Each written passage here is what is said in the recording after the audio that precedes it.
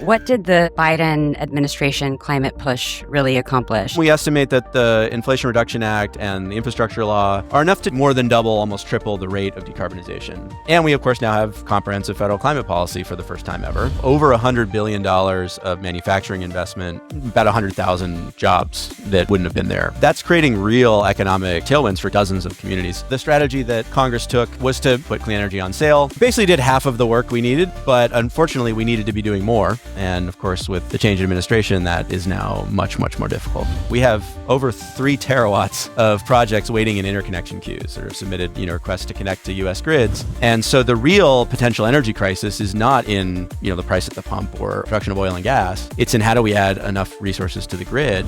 Advanced geothermal could be a terawatt scale resource. If you truly are committed to American energy dominance, it should be all forms of energy.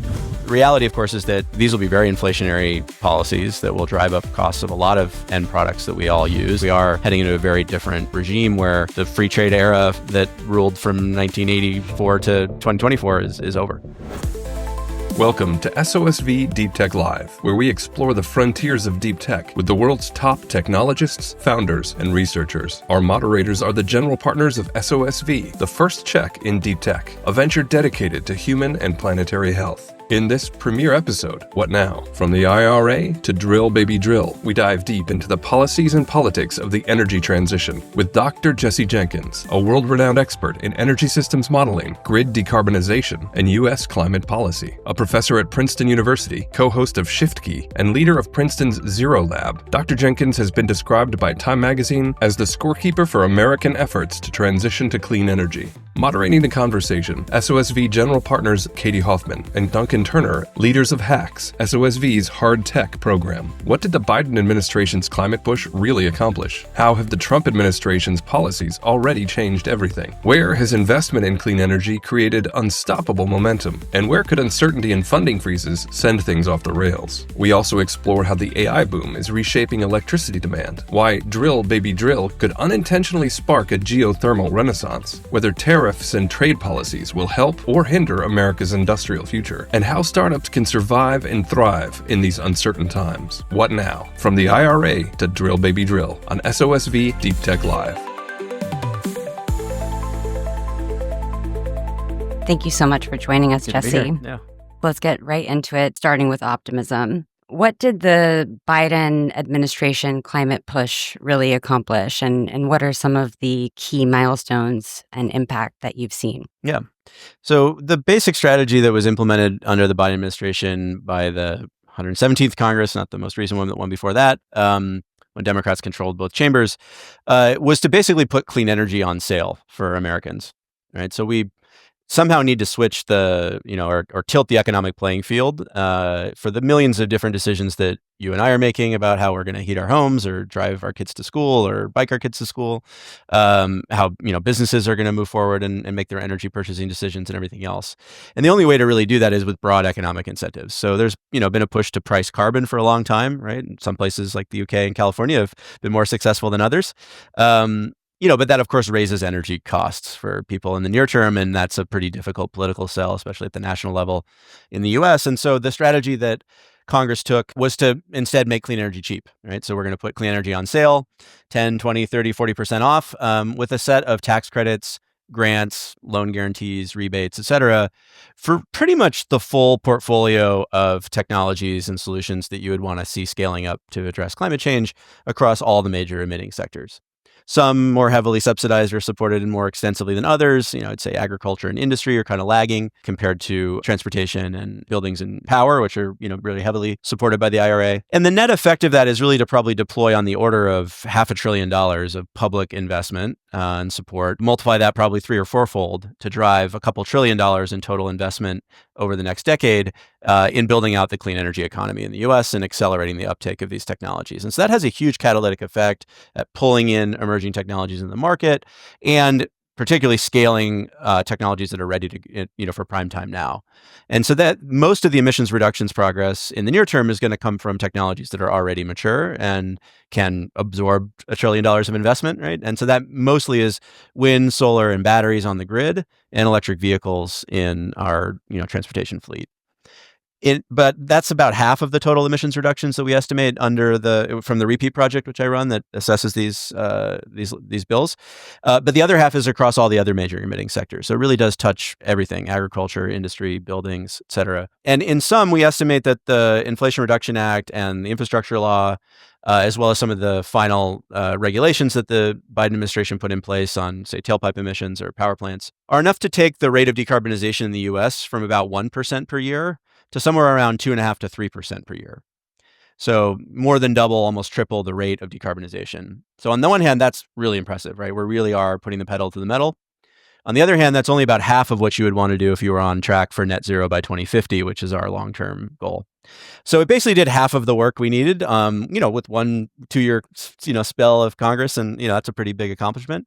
But unfortunately, we needed to be doing more and continuing that progress. And of course, with the change in administration, that is now much, much more difficult. We're falling behind our 2030 NDC, our nationally determined contribution. So our pledge at the UN Climate Convention on how much the U.S. is going to reduce emissions was to cut our emissions to half of peak levels by 2030. That target is now out of reach, and it was, pulling out of reach even at the end of the Biden administration. A straight line path to net zero would actually not quite get to that level in 2030 either, so sort of accelerating the pace on the front end. But even there, we're falling behind that kind of pathway. And so, there's more to be done. We can do a lot in the power sector with light duty vehicles, but that's only a portion of the overall emissions pie, and we need to be doing a lot more. Which bits did well versus which did not do so well, but didn't finish it? Yeah, so I mean, the probably the most substantial policy support is for long-term tax credits for clean electricity and storage deployment.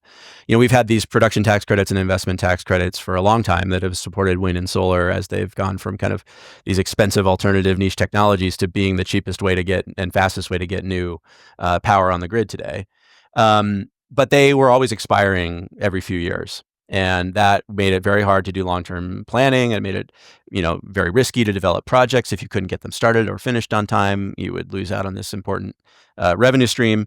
And it made it really hard to build a manufacturing supply chain as well, because who's going to invest in a factory, all the capital required for that if you don't know if your market's going to go poof 2 years from now, right?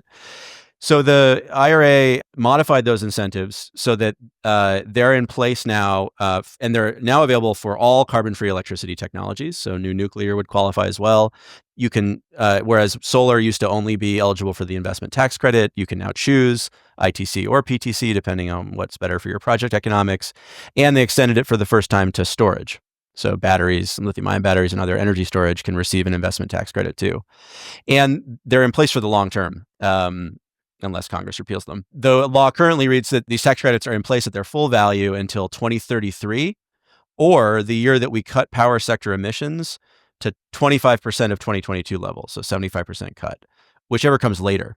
And in our estimation, because of demand growth, that horizon keeps receding, and we probably won't hit that target until the late 2030s anyway.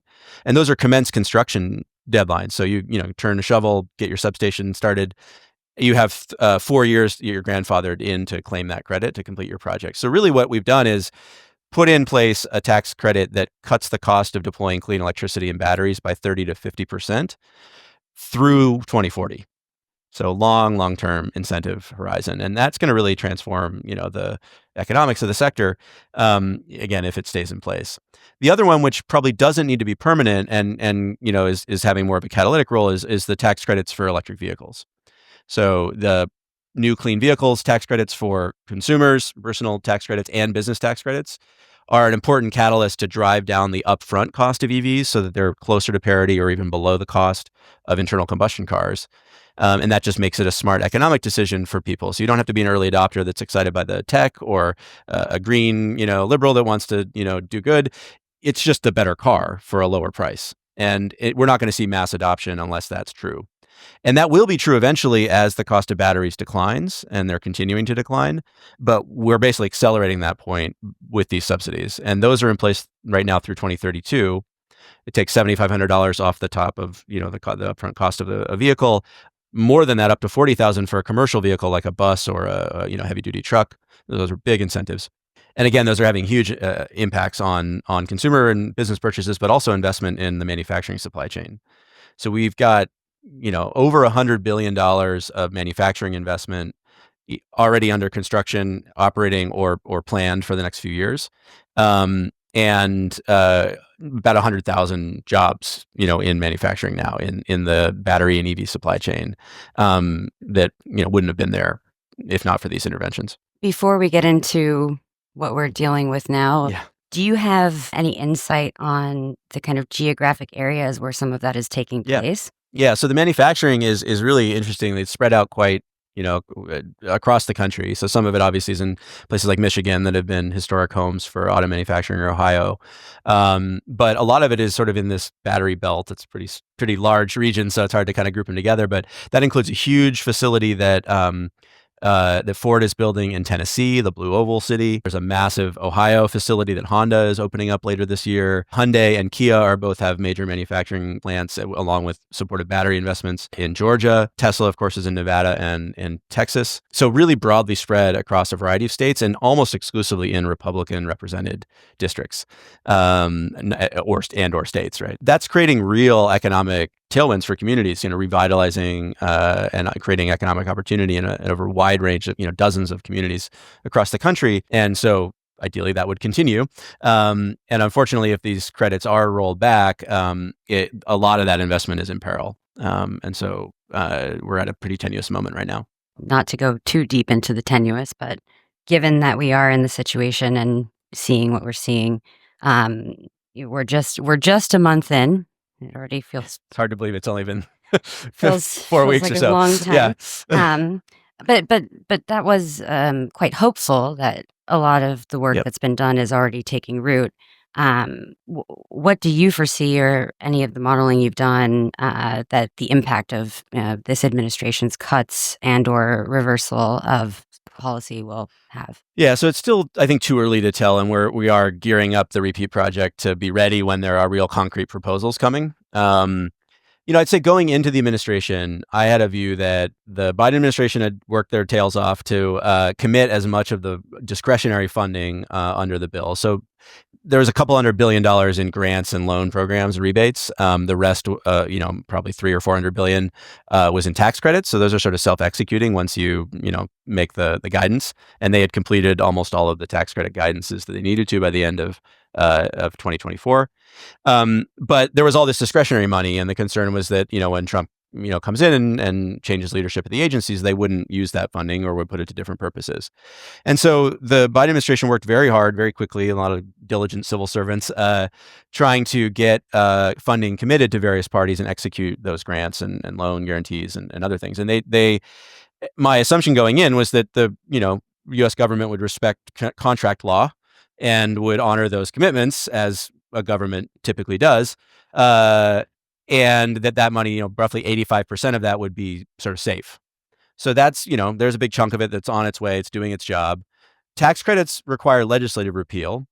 And, the Republicans can only afford to lose 2 or 3 votes on any issue right now in either the House or the Senate. And that means they basically need unanimity to do anything. And while they are going to be bringing up a tax credit, bill that will try to be extending the tax cuts that Trump and Republicans initiated in 2017 that are expiring later this year. And they've talked about potentially using Inflation Reduction Act credit repeal as a pay-for to try to offset some small fraction of the $4.5+ trillion that they plan to insert in that bill. I think it's going to be very difficult in practice for them to do that. So I came into the administration feeling pretty optimistic about the continuation of maybe say 85% of what we had accomplished over the last 4 years. Obviously, repeals of regulations, the EPA has implemented are likely, and they weren't expected to be as durable in any case. What has floored me is how little regard the administration has had for the statutory authority that they have, or even the contractual obligations that the government has entered into. And so, folks have probably been reading about these freezes of allocations of not just pending grant proposals or, money that hasn't been obligated, but already obligated funds, funds that have been promised to, in many cases under contract to, hundreds and thousands of counterparties across the country. People have been spending money counting on that rebate coming in, or that refund coming in for the government. People have hired people, ordered long lead time items, right? Transformers and, equipment like that. And now they're not sure whether they're going to get paid out by the U.S. government, right? And if you don't have faith in the U.S. government to honor contracts, that's a pretty deep fundamental shakeup of of the U.S. economy as a whole. But in particular, it does call into question how much of that discretionary funding will actually make it out there. Now, I hope again that the courts will continue to push back on that as they've done, and that in time, as this sort of chaotic period gives way, agencies will continue to execute their obligations. But I'm much less certain of that than I was 30 days ago. Me too. Yeah. Well, Duncan was going to talk a little bit about manufacturing, and you did just point to some of the risks in the U.S., but the narrative is that we want to remain competitive, and that is a big component of energy dominance and everything that this administration is going towards. It would be interesting to hear on some specifics there and kind of the counter narrative. I guess if I look at this fundamentally specific, the end goal of both administrations is fairly similar. And then you want to shore up, really resilient industrial supply chain in the US, and you want to lower energy prices / inflation. Yeah. However, they've got two completely different ways of going about this. Stiff versus tariffs versus incentives. And so I just wonder, from the long term, which of these, how do you see the differences between those two strategies playing out? Yeah, I mean, I should say there's less difference really even than just carrots versus sticks, because the one area of policy that the Biden administration carried over from the Trump administration was some strategic tariffs on a variety of products, including in the energy sector. And that included tariffs, and in the end days of the administration, new tariffs, 100% import duties, which is just embarrassing for the U.S. auto sector, on Chinese electric vehicle imports, or vehicle imports, period, but particularly with an eye towards electric vehicles. I think a 35% duty on batteries imported from China. And there was a final decision to put in place what had previously been waived anti-dumping tariffs on solar from Southeast Asian exporting countries. So there was a lot of this continuation, in certain areas, but much more strategically targeted than simply saying, all imports, or Canada and Mexico, or, the entire EU with a 10% tariff. So there were some sticks used in that context as well. But what the Biden administration and Congress was trying to do was to subsidize and support the production in the United States, so that instead of implementing a tariff and then having domestic production rise to the price of the now tariffed import, we could actually undercut that in the U.S. and potentially produce at a lower price point. And as we build industries at scale and improve productivity of U.S. manufacturing, then that subsidy would be less and less necessary over time. Ideally, right? That would be the successful outcome of an industrial strategy. Again, on the surface, the Trump administration shares many of the same goals, but is going about it, by saying they're going to, again, maybe they may not be able to, but saying they're going to upend most of the manufacturing subsidies.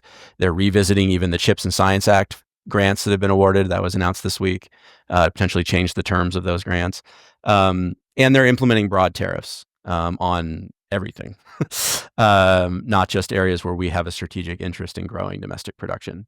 Again, or at least they're saying they're going to. Not a lot has concretely been implemented yet, right? And many of the tariff threats have been rolled back, at least temporarily. So I'm trying to, separate the noise from the signal.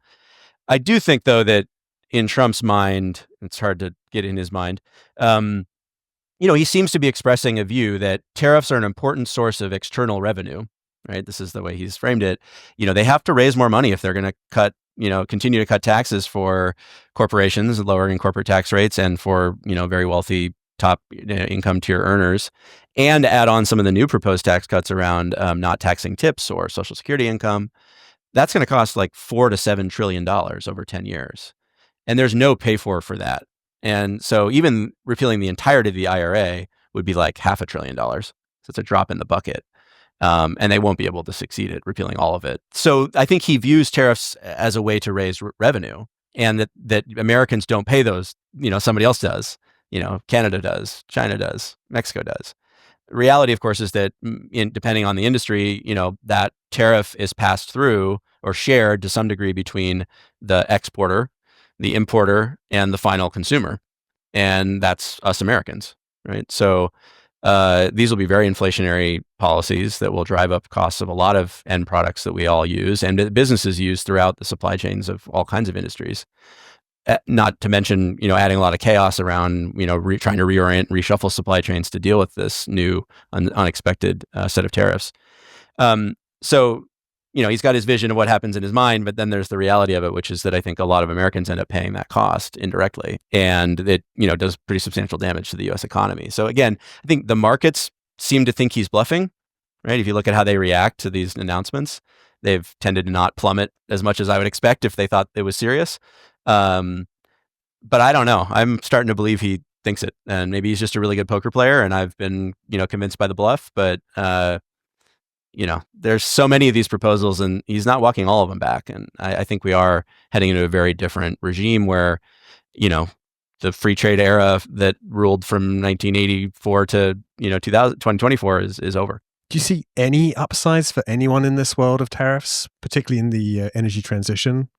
Again, if designed in conjunction with a domestic industrial strategy for specific industries that we want to protect for some strategic reason and help grow, tariffs are fine in that purpose, right? Under that in that role.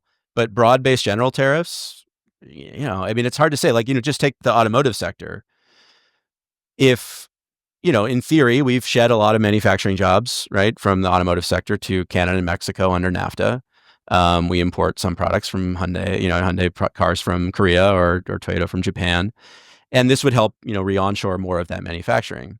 On the other hand, if you make vehicles, 30% more expensive, it's going to have a huge effect on demand. And so the overall demand for vehicles is going to plummet. And, who gets hurt there? Probably U.S. manufacturers, right? And employment at U.S. manufacturing facilities. So does one outweigh the other? I don't know, but it's awfully disruptive to do it that way. I do think I had a Shift Key episode on this a couple weeks ago with Ellen Hughes Cromwick, who's the former chief economist at GM, talking through what would happen if we actually did put tariffs on automotive imports, particularly from Canada and Mexico. And the one silver lining there maybe is that because of the policies implemented by the IRA and the infrastructure law, there has been a major focus on making sure that the EV supply chain, this new supply chain we're building, electric lithium-ion batteries and electric vehicle assembly, is much more domesticated, much more American than the current supply chain. And these are new capital investments coming, and so they have more flexibility, right, to move than an existing sunk asset. Or you already built a plant in Mexico, you're not going to be able to pick it up and move it. And so it might actually advantage slightly the electric vehicles over internal combustion engines if there's broad tariffs on Canada and Mexico imports.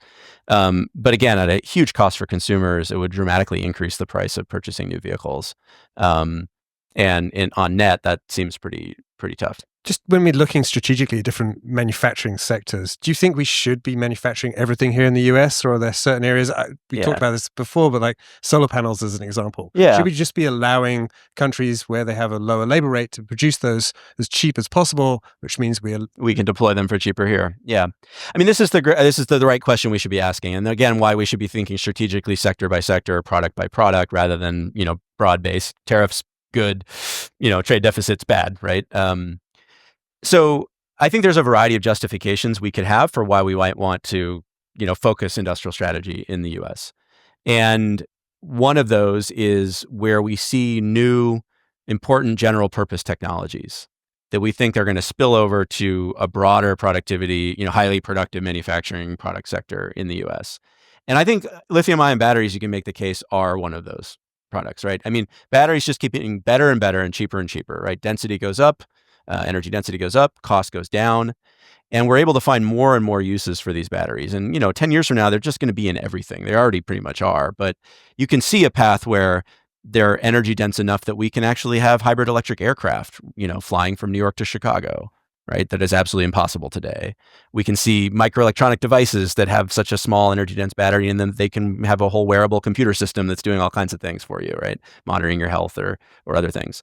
So I just think there's a wide range, and of course, a variety of defense applications. I mean, look at the drone-based conflict that's going on in Ukraine and now that depend on ultralight batteries, right? And so there's a case to be made that we need to have expertise and industrial capacity and innovative activity going on around batteries in the United States.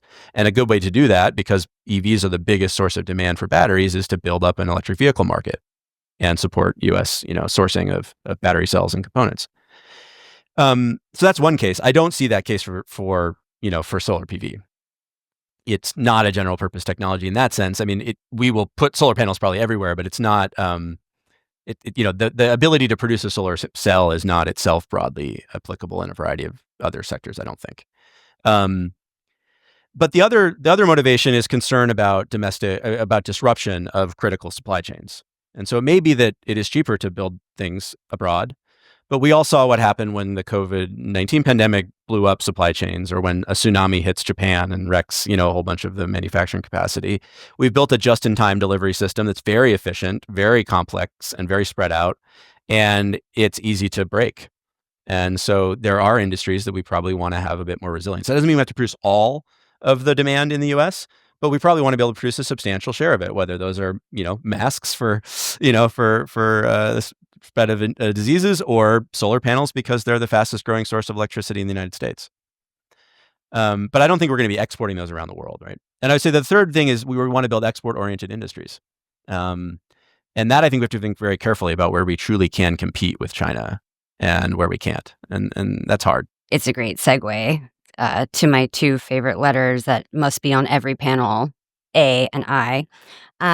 So the current administration has, exerted itself in our AI superiority, which relies on so much of what you were just talking about, and that we actually might become a net exporter of energy due to our AI capacities. That seems like it requires a lot of the grid intelligence that you've been working on, yet it's a juxtaposition to maybe their policies. What are some of the opportunities that you see here, and kind of this shift, towards AI support, and how we in the United States are going to be able to enable that through our grid? The big challenge, I think, from a climate perspective is just that these are, potentially huge new drivers of electricity demand at a pace that we're not yet able to match with new supply. And that's a broader challenge for decarbonization generally, because decarbonization depends on electrification of a bunch of activities that today rely on fossil fuels, whether that's in buildings or in industry or transportation.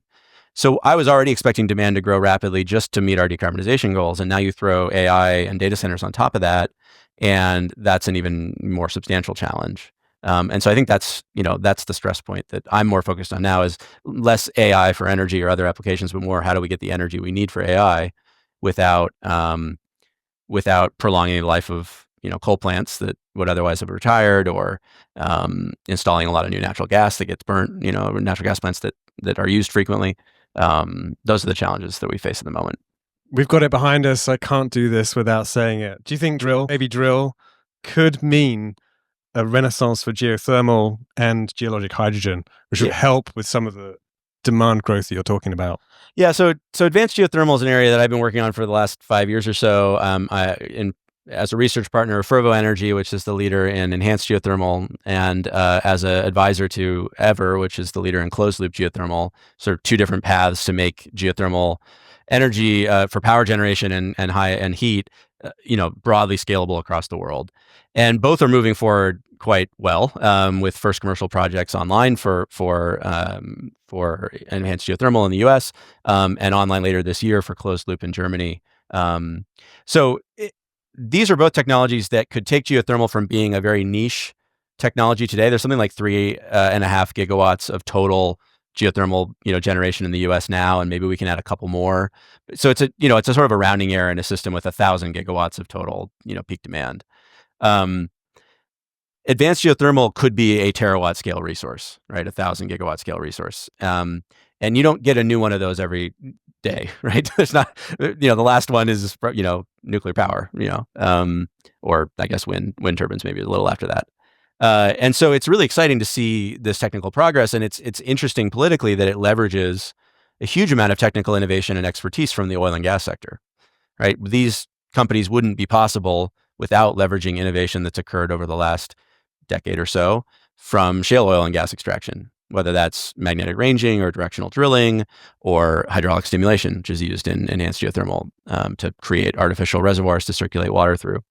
And so this is an interesting area where the U.S. really does have a huge competitive advantage because we have such a large and effective oil and gas sector, particularly for shale oil and gas, and where we can scale this new industry and to a degree that would be quite material in the longer term.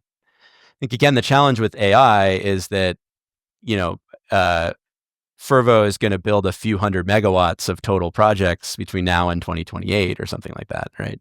It just takes a long time to go from their first 4 megawatt project to being able to crank out tens of gigawatts a year, which is what we need to do, on the grid to meet demand growth and displace existing fossil assets. So all these advanced technologies, whether it's advanced geothermal or advanced nuclear, small modular reactors, long duration storage, these are all coming. And we can see the toolkit that we need forming to get to 100% carbon-free grid, but they're not going to be ready to be deployed at tens of gigawatt scale before 2030, 2032, and so it's this interim point here where there's a tension between, AI and demand growth and our climate goals. Longer term, I think it's quite positive. And I do think the U.S., the politics in the U.S. are quite favorable for geothermal and for geologic hydrogen, which, leverages the oil and gas sector, direct skill set, direct expertise. And many of the companies, right, many of the oil field services companies are moving into this space. So if there's one area that I would expect to just continue on chugging along during Trump 2.0, it would be geothermal and hydrogen, geologic hydrogen. So what do you think some of those interim solutions are? Like you mentioned that geothermal is a longer way out. Yeah. What can we do right now for some of the load growth that we're seeing? I mean, the reality is the quickest way to bring new energy onto the grid is with wind and solar. And the cheapest way to add some capacity and flexibility is with batteries. We have, as you know, over 3 terawatts of projects waiting in interconnection queues or have submitted, requests to connect to U.S. grids. Again, we have a peak demand of about 1 terawatt. So we've got 3 times as much as we really need. Now, not all those projects are ever going to get built.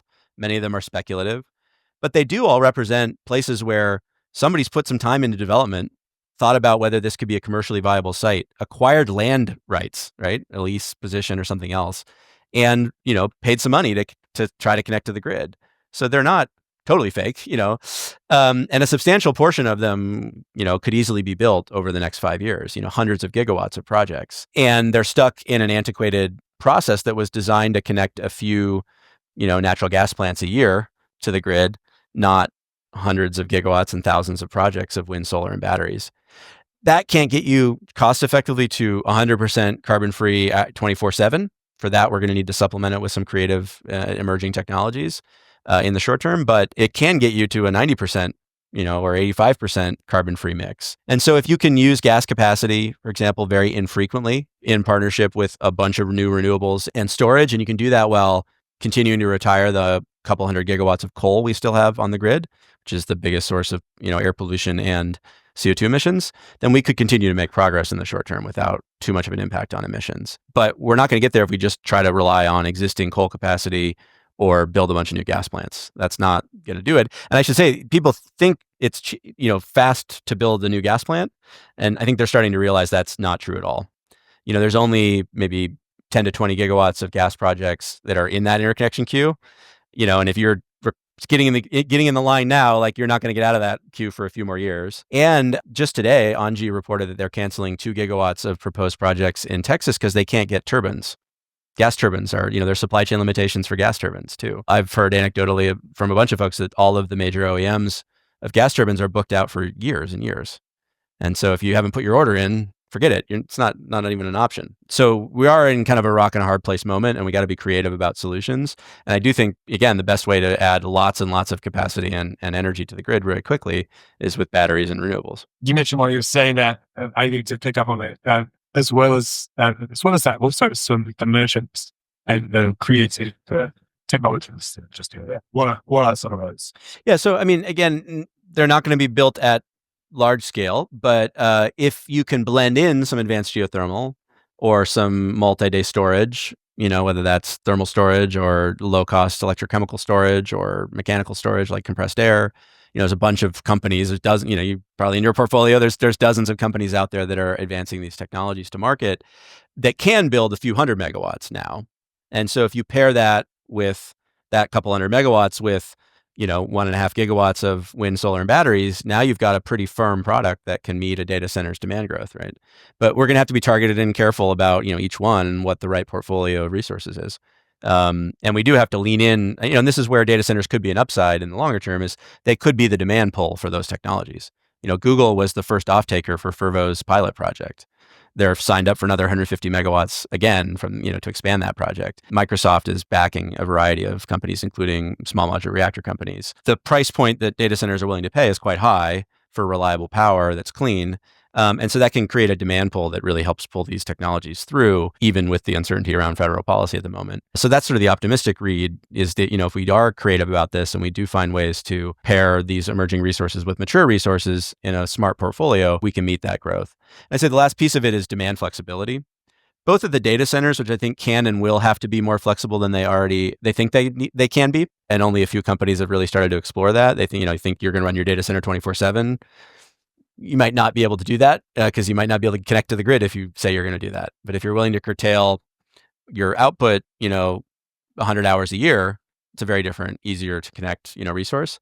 But even if the data center is 24/7 and you're adding that base load to the demand, there's a lot of very flexible and infrequently used demand that's contributing to the peak that you could unlock as well. So EV charging, for example, there's no reason you should ever charge an EV during peak periods, right? I've got a 90 kilowatt hour battery in my car. That's enough to drive 300 miles. That's like a week's worth of driving, right? So I've got a lot of flexibility about what time of day and even what day of the week to charge that EV if I had the right incentives to do that. Those could shift out of the way. There's a wide range of demand response, that's signed up in different regions of the country. Very high in California, very low in the Southeast, United States, where a lot of these data centers are being proposed. So if you pair a new baseload resource with, another equivalent amount of demand flexibility during the few hours when you really need it, that also can go a long way towards accommodating these without needing to build a bunch of new gas peakers that you probably can't get because you can't get the turbines.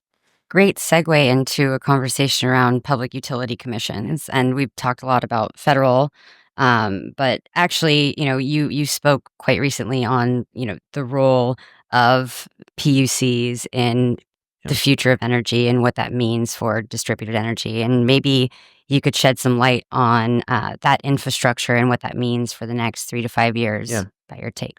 So, every state in the country has a utility commission of some sort. Sometimes the Public Service Commission, the Utility Board, there are different names, right? That are in charge of regulating the public utilities within the state. And that includes all the electric utilities.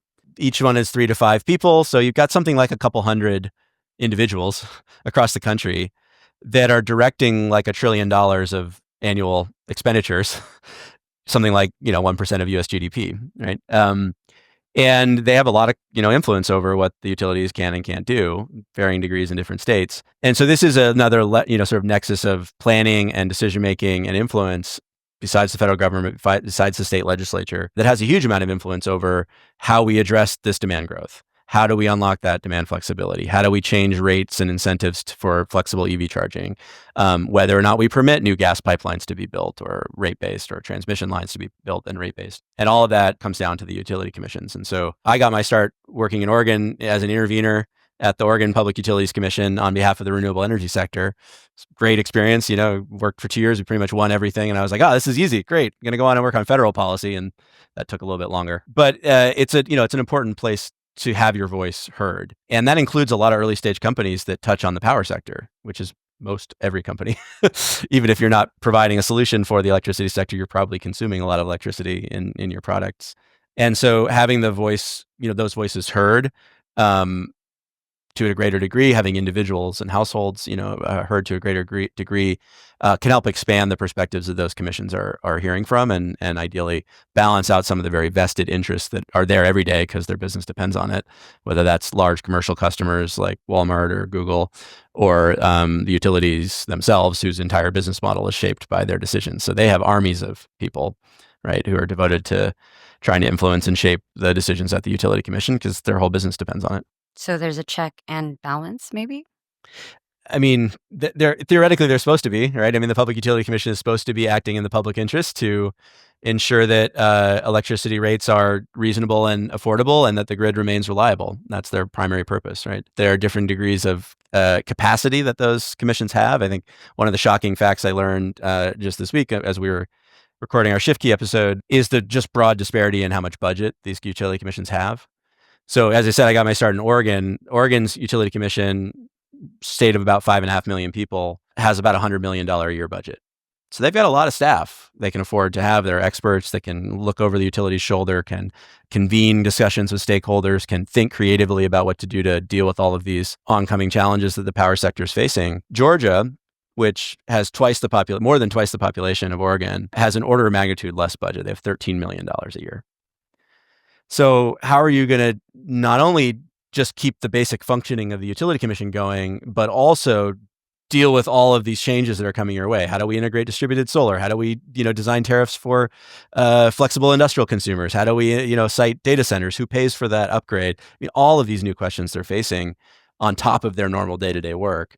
So they are very understaffed, and that does lead to an inability to act as the full check that they're meant to be. Sometimes that's deliberate, right? And regulatory capture and legislative capture by the utilities in those states keep the budget small because it's a lot easier for them. This is an opportunity, though, for those who are passionate about and determined for energy transition. I mean, you said, I'm going to quote you from that episode. You said, "It's shocking how many early-stage tech investors, I count myself as one of these, in the electricity industry are unaware their voices can be heard and they can shape what happens in these PUCs."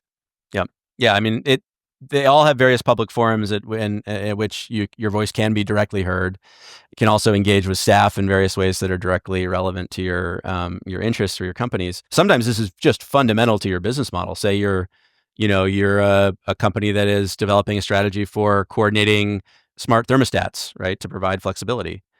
And you might think, well, I'm going to launch in the U.S. market. There is no U.S. market for power. There's 50 different states, and even within those states, you've got publicly owned utilities that do their own thing. You've got a couple of investor-owned utilities that have slightly different flavors that report to the utility commission, right? And so there isn't one market. There's a hugely balkanized market, and your route to the market goes through each of these utility commissions. But again, even if you're just a consumer of that electricity and you need reliable, low cost, and want clean energy to power your business, they're the ones in charge of making that happen. So, so having your voices heard there is really important, and also thinking about implications for your business model as you're scaling these companies, of not active, if you don't actively engage there. So I want to talk a bit about startups. There are many startups probably in the room, certainly investors in the room. A lot of them are having DOE loans, grants potentially retreat in this environment. Yeah. Which ones, which industries, or which particular companies do you think are going to be safer versus more at risk? We touched on it a little bit earlier. But also interested to understand, what other areas of support are you starting to see maybe at a state level? Yeah. I mean, this again is the area that's just so shocking to think that the government would not honor a existing contract. And I do think at the end of the day, they will. I don't, again, can't guarantee that they're not going to force a constitutional crisis, but, the courts are regularly saying, look, you can't do that. A lot of that is under constitutional law. The idea that, Congress says what to spend the money on, that's their job. And the, president executes that faithfully. They're pushing back against that. And the courts have, again, pushed back and said no. But there's also just a lot of contract law, right? That isn't constitutional question at all. It's just, you wrote a contract. It says you're going to do the thing you're going to do. You got to do the thing you're going to do. Otherwise, contracts aren't worth the paper they're printed on. So I do think at the end of the day, we're going to, not tear up the idea that, federal government has to honor its contracts. At least I hope, because that's just that would fundamentally shake the credibility of the U.S. government and the economy as a whole. But it's going to take some time to get there, because they clearly are, using a sort of move fast and break things mentality that Elon Musk and others from Silicon Valley are sort of bringing into the administration. In terms of which ones will be safer, I mean, I think if you look at the text of the executive orders that came out on day one, you get a pretty good sense of the ideological commitments of this administration. And while they say they might want energy dominance and low cost energy prices, if you look at how they actually define that, right, it's, you'd think that let's go build a lot of wind and solar and lower energy prices for companies right across the country. But if you look at the definition of an energy resource in that text, it explicitly excludes solar and wind. which again, I have to add, are the fastest growing sources of electricity in the country by far, and the cheapest. So like, you want energy, you want to dominate, you want to have cheap supply, you want to have businesses that are competitive, have access to competitively priced electricity. You want those things to get built, but that's not what they're saying their goal is. They want to get a lot more oil and gas production, which we already have too much of, right? The constraint on oil and gas production right now is not government policy. It's that the price of oil is too low because demand is plateauing globally. So I think you can look at those texts to get a sense of where they want to go. And, I think, geothermal and advanced nuclear, anything related to the fossil sector is safer than not. But at the end of the day, hopefully, if you've got a grant commitment that has been made, that they will honor that grant commitment, eventually. It does mean new grants that, you might have been counting on non-dilutive funding from RPE or DOE or something in the future. That I think it's a lot less certain, right? And I think you have to pivot and think carefully about alternative strategies. You mentioned states. I mean, there's also other countries. The good news is that the commitment to the direction of travel is not changing, right? The commitment to decarbonize the world is strong. It's continuing. It makes economic sense. There's a lot of different jurisdictions out there that you can shop in to figure out where you want to launch your product. And if you're small and early stage, like you don't need an enormous market to succeed and get off the ground, right? You don't need the entire US federal, market. And you don't need the policy support necessarily of the federal government. If you find a state that's gung-ho about this, that could be sufficient. If you can't find it here, you can go to Canada, you can go to Europe. I mean, that's what Whatever is doing. They have this closed loop geothermal project. It's not cost competitive with cheap power in the US because we have so much cheap gas. It is cost competitive with very expensive gas derived power and heat in Europe right now. And Germany has a firm commitment, right, to decarbonize. And so their first project is there, and they're receiving funding, I think 135 million euros from the German government to demonstrate there. So I think carefully about sort of venue shopping. Where is the most amenable, environment from a policy perspective for your firms? And unfortunately, that may mean we lose jobs and we lose innovation, we lose economic investment to other countries. But for your interest, that's what we have to, you have to do if you're a startup, right?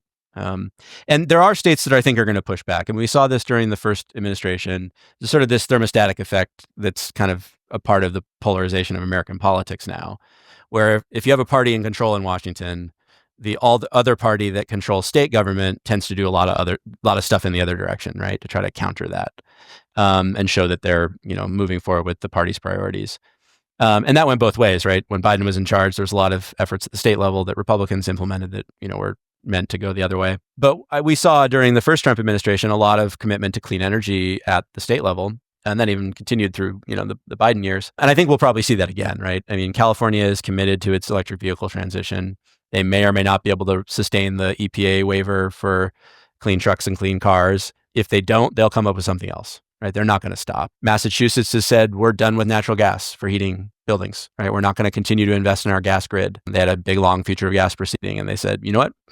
We're going to wind this thing down, right? We're not going to cut it off tomorrow, but we're not going to keep building it out, and we're going to switch to geothermal, and we're going to switch to electric heat pumps. So that is going to continue and maybe accelerate, right? And other states could follow that path. And Minnesota, the Department of Commerce proposed that they layer onto their 100% renewable portfolio standard, clean energy standard for 100% clean electricity, a requirement that they start meeting hour by hour demand with clean electricity, something that data center owners like Google and Microsoft have also done. And that basically acts as a demand pull for these innovative new technologies. Because again, you can't get there with just wind, solar, and lithium-ion batteries. You need to sprinkle in some of this other stuff. And so if a state like Minnesota does that, that becomes the place to go if you're one of these companies that's going to launch a long duration storage technology or an advanced nuclear plant or a heat battery or whatever it is. And I expect we'll see a lot more of that from other states over the next few years too. Maybe not that specific policy, but that kind of effort to carve out an area where they want to be leaders. Another one is Colorado last year implemented the first demand pull subsidy for hydrogen, clean hydrogen adoption, whereas the federal incentive is just subsidized supply. They implemented a standard subsidy for users of hydrogen within the state, as an example. And, again, that could be done in other places. So at Zero, have you revised your kind of research mission given everything going on? And if you had to give us in a crystal ball kind of 2-3 years down the road, what would you envision? And what are you researching? Yeah, I mean, I was already in the process of sort of transitioning and to some degree, our research focus. And that's for kind of two reasons. One is the focus I've had for the last, 5 plus years, even pre my role at Princeton, is on decarbonizing the power sector and on federal policy to support decarbonization. And the good news is those are both in pretty good shape if we can keep it, right? When I started at Renewable Northwest in 2006, if you could find a wind farm for around $100 a megawatt hour, that was a great deal. We didn't even think about deploying utility scale solar because it was $500 a megawatt hour or $400 a megawatt hour. And there were no EVs, right? None.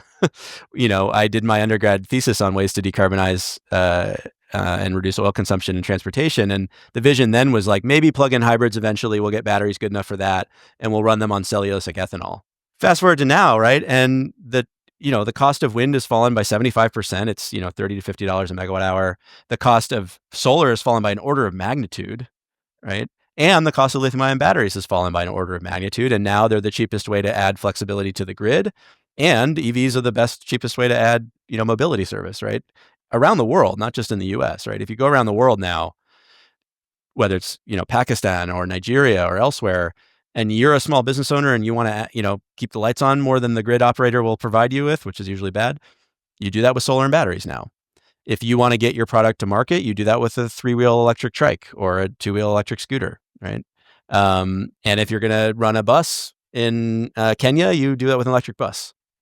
So we've just completely transformed the economics here in a way that gives us so many different options. So it's not that we're done with that transition. There's still lots of challenges. We'll still continue to engage in that.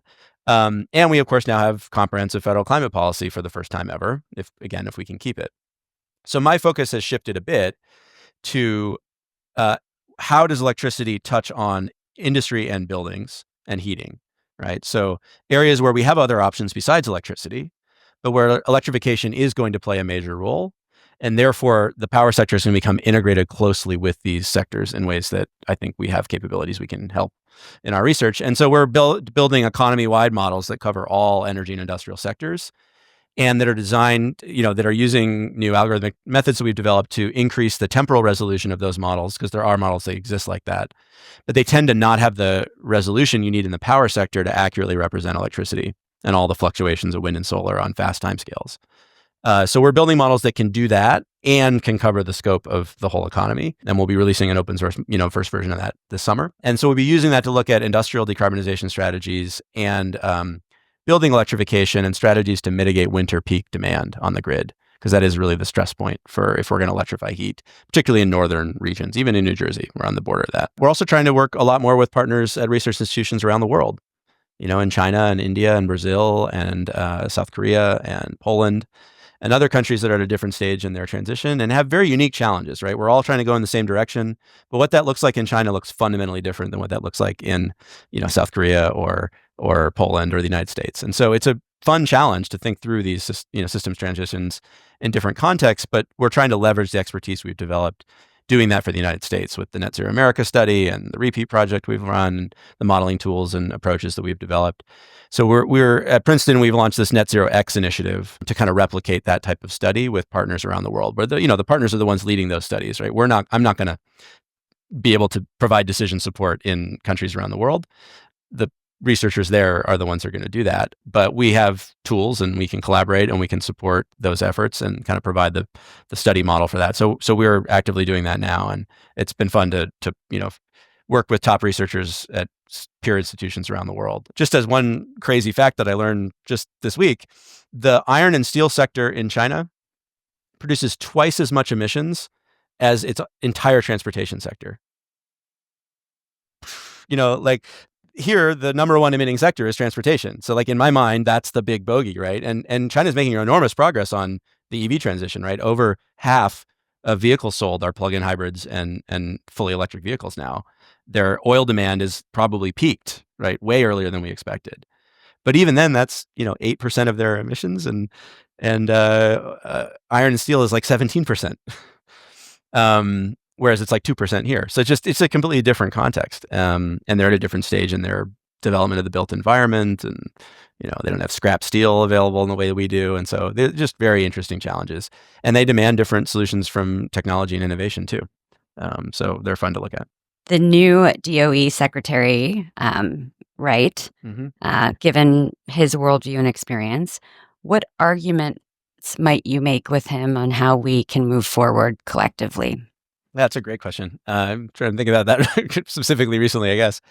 I mean, I would say two things. I mean, I'd say one, if you truly are committed to American energy dominance, it should be all forms of energy, right? And the ones that need the most government support are not the oil and gas sector, and he knows that, right? He knows the ran Liberty Energy. He knows where the industry is at. He knows the reason that we're not producing even more oil, even though we're producing record amounts, is that there's just not the price in the market to support that additional production. The real challenge is in the grid, where we're coming out of a period of basically stagnant demand growth for the last 20 years into a new era of quite rapid demand growth. 3, 4, 5% per year could be the norm over the next decade. And so the real potential energy crisis is not in, the price at the pump or in, the production of oil and gas.